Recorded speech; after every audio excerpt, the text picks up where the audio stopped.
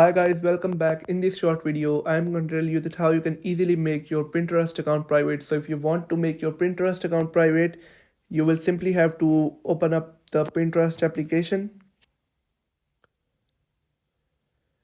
then tap on the profile icon on the bottom right. Now you will have to simply tap on the gear at the top right.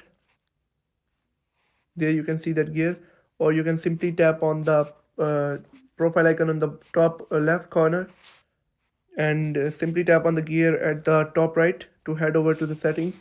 Now on the third number, you can see there is an option of profile visibility. Simply click on it. Now you can see there are two options. First one is private profile, and if you want to make your profile private, you can simply toggle it on.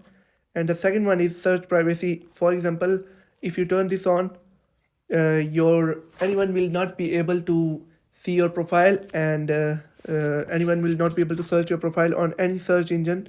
And you can simply turn both of these on. So that's how you can easily make your Pinterest account private.